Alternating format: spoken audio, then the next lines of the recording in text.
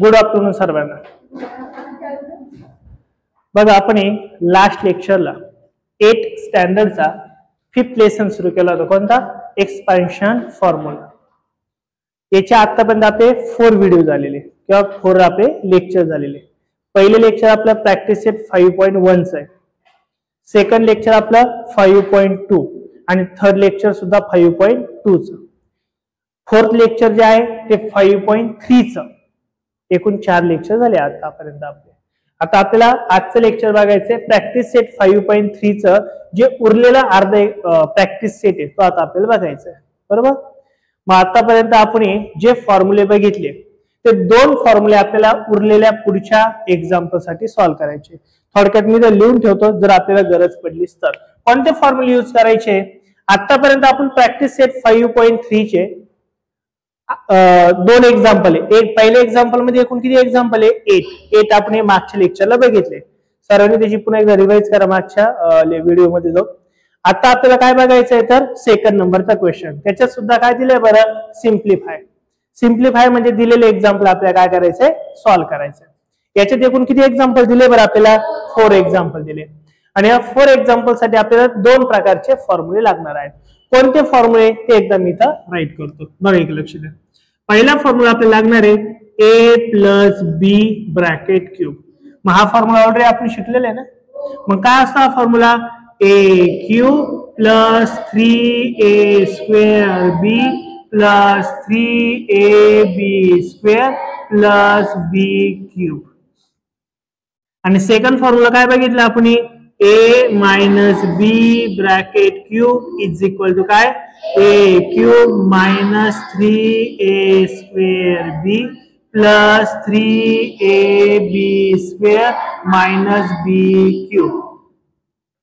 हे फॉर्म्युला आपण practice set 5.2 ला आणि 5.3 च्या अर्ध्याला आपण ऑलरेडी घेतलेले. आता याच्यावरच आपल्याला सेकंड क्वेश्चन बघायचा प्रॅक्टिस सेट 5.3 चा. मग आता सेकंड क्वेश्चन काय बरं? सिम्प्लिफाय. फक्त काय म्हटलं आपल्याला? सिम्प्लिफाय. सिम्प्लिफायचा अर्थ काय? सॉल्व्ह करा. मग आता बघा त्याच्यातला फर्स्ट क्वेश्चन सांगा बरं काय first question? In bracket 2a bracket cube minus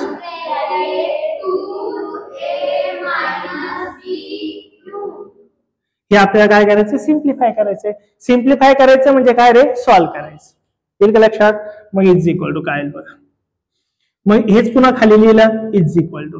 इथं कोणता फॉर्म्युला यूज करावा लागेल रे आपल्याला? फर्स्ट वाला. आणि इथं कोणता फॉर्म्युला यूज करावा लागेल? मायनस सेकंड वाला. आता हे एक्झाम्पल सॉल्व्ह करताना पहिले एक दोन फॉर्म्युले इथं लिहून टाकायचे. अलग लक्षात. हे दोन्ही फॉर्म्युले काय करायचे? इथं पहिले नोट डाऊन करायचे आणि नंतर पुढे सॉल्व्ह करायचं. मग इथं कोणता फॉर्म्युला यूज होणार आहे? प्लस वाला. मग करू का तो काय? म्हणजे याचा अर्थ इथं काय मानावं लागेल आपल्याला? ए आणि याला काय म्हणायचं आपल्याला? बी. ए आणि बी तर आहेच तसे बरं. फक्त 2 एक वाढलाय ना. बघा काय होईल बघा. मग आता काय असतं बरं आपलं प्लस वाला फॉर्म्युला? फर्स्टचा क्यूब म्हणजे कोणाचा रे? 2a चा क्यूब प्लस काय? 3 इंटू बी काय बरं आपला? ए काय बरं? 2a स्क्वेअर इंटू बी काय बरं आपला? बी चे प्लस काय असतो बरं? 3 इंटू ए काय आपला? 2a इंटू बी काय रे आपला? बी चे आणि त्याचा काय घ्यायचं आपल्याला? स्क्वेअर प्लस बी चा स्क्वेअर. बी चा स्क्वेअर म्हणजे कोणाचा स्क्वेअर? बी चा स्क्वेअर आहे. सॉरी बी चा काय घ्यायचा आपल्याला? क्यूब. मग बी चा क्यूब असतं घ्यायचा आहे.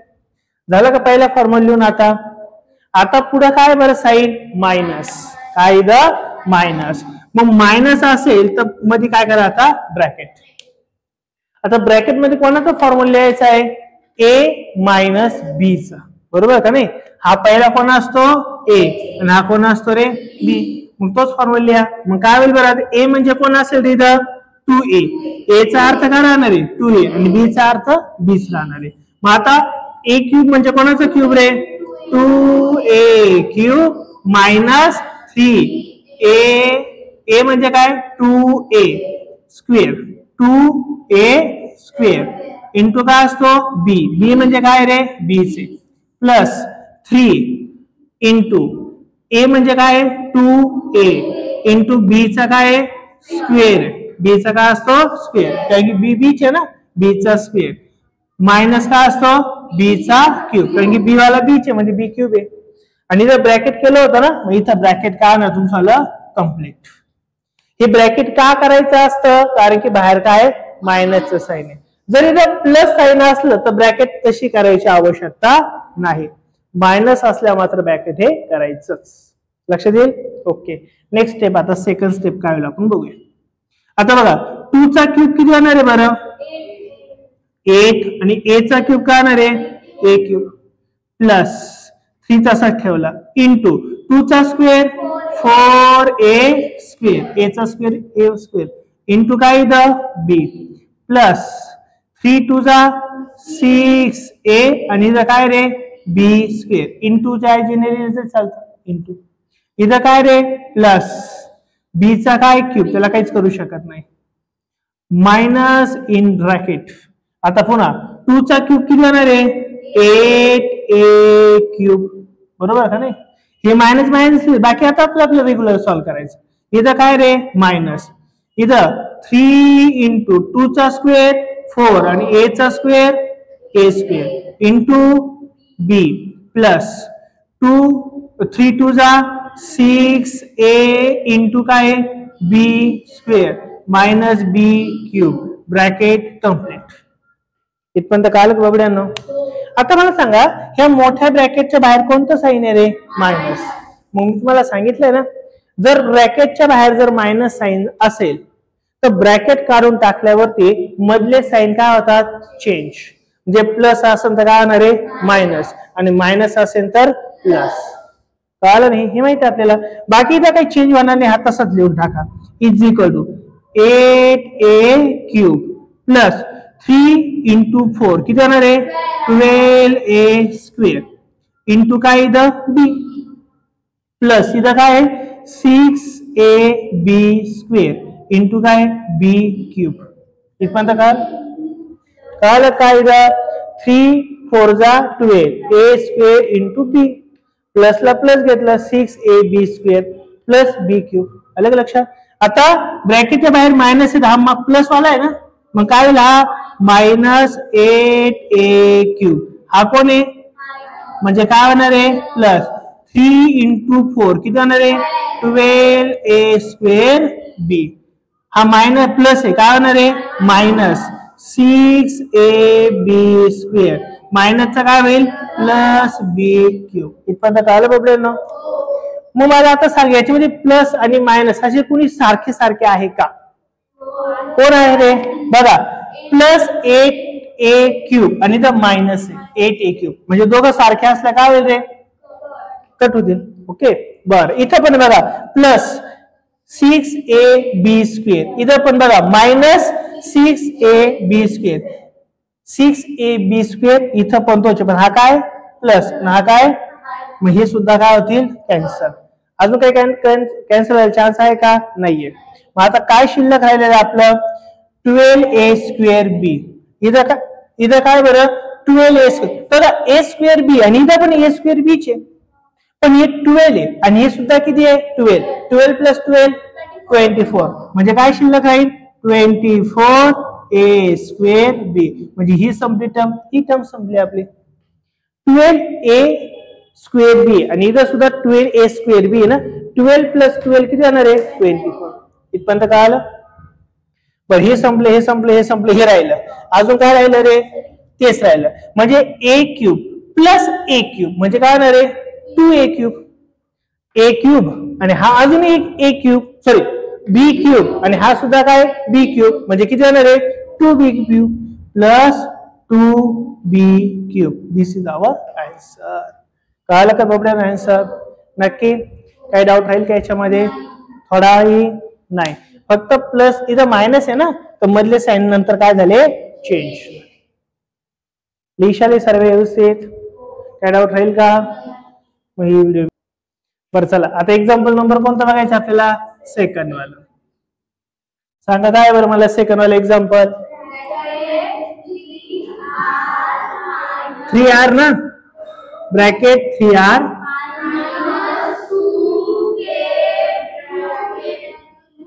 Bracket cube plus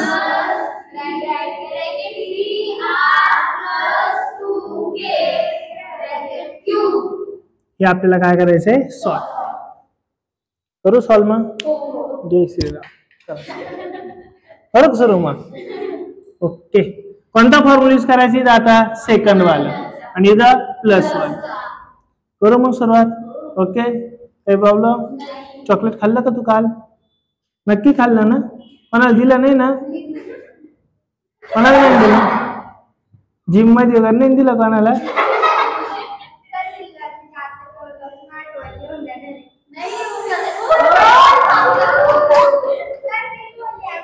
smart watch काय आहे की पप्पा घेऊन तो काही घेऊन नाही देणार हिला.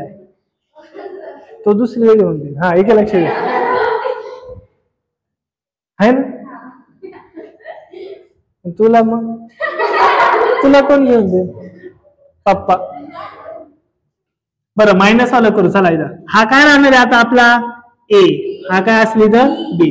याचा हा ए असेल इथं काय असेल हा बी. आता ए मायनस बी चा फॉर्म्युला यूज करायचा आहे. काय राहील पहिला 3r क्यूब मायनस 3 इंटू ए कोण आहे बरं इथं 3r स्क्वेअर इंटू काय बी कोण आहे बरं 2k प्लस 3 इंटू ए कोण आहे पुन्हा 3r मायनस बी कोण आहे इथं 2k ब्रॅकेट स्क्वेअर मायनस बी म्हणजे काय 2k क्यूब. अलग लक्षात. बरं इथं कोणतं साइन आहे आता प्लस. मग प्लस असल्यावर तुम्हाला सांगितलंय ब्रॅकेट करायची गरज आहे का? नाही. डायरेक्ट करू शकतात.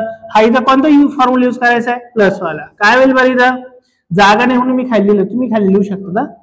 एवढी जागा पुरतच नाही नोटबुक मध्ये. पण मातीचा प्लस काय करायचं प्लस वाला. ए म्हणजे आता कोण राहील 3r आणि बी म्हणजे कोण राहील 2k. मला सांगा आता ए कोण आहे बरं इथं 3r क्यूब. हा मायनस वाला होता ना फॉर्म्युला. ओके प्लस काय राहणार आहे आता 3 इंटू ए 3r स्क्वेअर इंटू बी काय बरं 2k प्लस 3 इंटू काय असतो ए कोण आहे 3r इंटू बी असतो बी कोण आहे बरं 2k स्क्वेअर प्लस कोण असतो बी स्क्वेअर म्हणजे काय 2k क्यूब. अलग लक्षात. नक्की एकदा काय डाऊट सरळ बस. इज इक्वल टू ठीक आहे लक्ष द्या. 3 चा क्यूब किती होणार आहे 27r क्यूब मायनस ला मायनस 3 ला 3 इंटू 3 चा स्क्वेअर 9r स्क्वेअर इंटू क्या इधर 2k प्लस 3 3 जा 9r इंटू 2 चा स्क्वेअर 4k स्क्वेअर मायनस 2 चा क्यूब 8k क्यूब. अलग लक्षात. प्लस हा प्लस पुन्हा इथं काय होईल 3 चा क्यूब काय होणार आहे 27r क्यूब प्लस 3 इंटू 3 चा square 9r square into 2k plus काय ना 3 3 जा 9r इंटू 2 चा स्क्वेअर 4k स्क्वेअर प्लस 8 चा 3 चा क्यूब 8k क्यूब. तर आपण एक्सपांड करून टाकलं. अलग लक्षात. आता काही कॅल्क्युलेशन होतं का बघा अजून होईल कॅल्क्युलेशन केवढं तरी बघू आपण. इज इक्वल टू इथं काहीच कॅल्क्युलेशन येणार 227r क्यूब मायनस 3 इंटू 9 किती होणार आहे 27 आणि 27 इंटू 2 54 बरोबर का नाही 27 2 जा 54 इल्ला लक्षात. नक्की का 3 इंटू 9 27 इंटू 2 किती होणार आहे 54. अजून कोण राहिला r स्क्वेअर आणि अजून कोण राहिला k बरोबर का नाही. नेक्स्ट इथं प्लस ला काय घेतला मी प्लस 9 इंटू 4 किती होणार आहे 36 चे बाकी काय आहे का 36 कोण राहिले इथं के स्क्वेअर आर, आर लिहा काही प्रॉब्लेम नाही, काही लिहा. मायनस काय इथं 8k क्यूब. इथपर्यंत काय आलं. आता खालचं काय बघू आपण. प्लस इथं काहीच होणार नाही. 27r cube then plus 3 into 7 काय होणार आहे 27 into 2 किती होणार आहे 54. अजून कोण राहिला r स्क्वेअर आणि k, r square and k. अजून कोण राहिले इथं प्लस 9 into 4 किती होणार आहे 36. 36 कोण उरला r k स्क्वेअर आणि प्लस कोण उरला 8k क्यूब. कळलं का बाबड्यांनो. कोणी मायनस प्लस वाले की बघा हा मायनस आहे 54 आहे का 54 कुठे इथं बघा हा मायनस आहे हा प्लस आहे आर स्क्वेअर के स्क्वेअर आहे का रे प्लस मायला आणि मायनस वाले काय होता रिझल्ट कॅन्सल. अजून कुणी मायनस आहे का रे हे बघा इथे मायनस 8k क्यूब हा पण गेला आणि हा पण गेला. आता मायनस राहिलं कोणी नाही म्हणजे आता काही जायला कोणी चान्स नाहीये. मग काय उरलं रे आपल्याकडं बरं इथं आर क्यूब आहे अजून कुठं आहे का रे आर क्यूब बघा इथं आर क्यूब आहे. मग इथं किती आर क्यूब आहे 27 आणि इथं सुद्धा किती 27 प्लस 27 किती होणार आहे 54. मग काय होणार आहे 54 आर क्यूब. ही टर्म संपली ही टर्म संपली. कोण राहिले हे गेले हे गेले हे राहिलं ना अजून हे राहिलं बघा इथं पण के स्क्वेअर आहे इथं पण स्क्वेअर के स्क्वेअर आहे इथं आर आहे इथं आर आहे म्हणजे सेमच आहे. मग 36 प्लस 36 किती येणार आहे 72 के स्क्वेअर आर. अलग लक्षात. बाकी काही उरलं का रे आता आपलं नाही काहीच उरलं नाही म्हणजे हेच आपलं काय असणार आहे आन्सर. एक लक्षात एकदम काही डाऊट राहील का फक्त व्यवस्थित हळूहळू बघा. एक दोन माझा थर्ड वाला एक्झाम्पल घेऊ का नको फोर्थ वाले घेऊ का फोर्थ वाले घेऊ नक्की गरजच नाहीये. मग दोन्ही होमवर्क घेऊ का नक्की का करू. इथं आपल्याला याच्यातले एक्झाम्पल नंबर 3 आणि एक्झाम्पल नंबर 4 हे होमवर्क असतील. जर व्हिडिओ आवडला तर नक्की लाईक शेअर आणि कॉमेंट करा. काय अडचण असल्यास तुम्ही कॉमेंट करून मला विचारू शकता. Thank you so much.